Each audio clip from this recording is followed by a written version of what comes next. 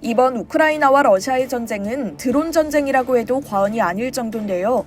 전쟁 초기 우크라이나가 저렴한 드론을 이용해 러시아의 방공망을 무력화했다면 이제는 러시아가 이란 드론을 필두로 해서 우크라이나를 괴롭히고 있는 상황입니다.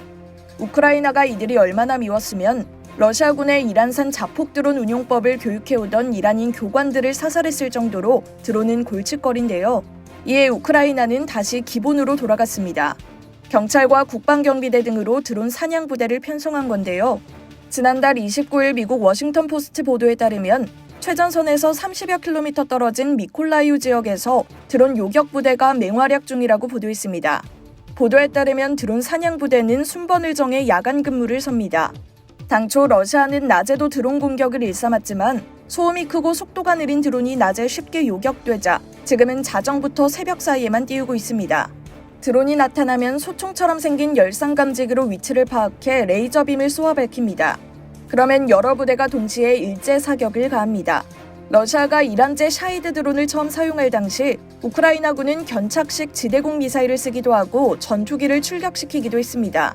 그러나 대당 2만 달러에 불과한 드론을 요격하는 데 수천만 달러 전투기를 동원하는 건 낭비가 너무 심한 것이라고 폴 루센코 미 육군 중령이 밝혔습니다. 기관포로 요격하는 전통적 방식이 훨씬 나은 방식이라는 겁니다. 미콜라이우를 공격하는 드론은 대부분 크림반도에서 띄운 것들인데요. 흑해를 건너 서던 부강을 따라 올라옵니다. 어떤 것은 500km 떨어진 키이우까지도 800km 떨어진 우크라이나 서부 지역까지도 공격합니다. 드론이 한 대만 올 때도 있지만 동시에 6대가 올 때도 있는데요. 미사일을 함께 발사해 드론 공격을 위장하기도 합니다. 드론은 오토바이 엔진이 달려있어 소음이 큰데요. 드론 사냥부대는 태블릿으로 샤이드 드론이 접근하는 지역을 파악합니다. 대략 10분 정도 요격할 수 있는 시간이 있습니다.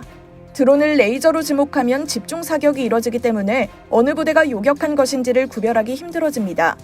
드론 사냥부대는 드론 파편도 수집합니다. 비밀 장소에 보관된 드론 파편에서 미국, 아시아, 유럽 각지에서 만든 부품들이 사용된 것을 확인할 수 있었습니다.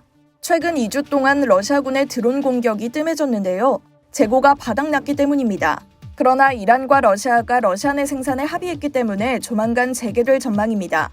우크라이나 특수부대 소속으로 드론 사냥부대를 지원해온 보그단 예레만은 워싱턴 포스트에 우리의 경험이 쌓이면 이란 드론이 다른 나라를 공격할 때 어떻게 막을지 도울 수 있을 것이라고 말했습니다. 이상 월드 디펜스였습니다.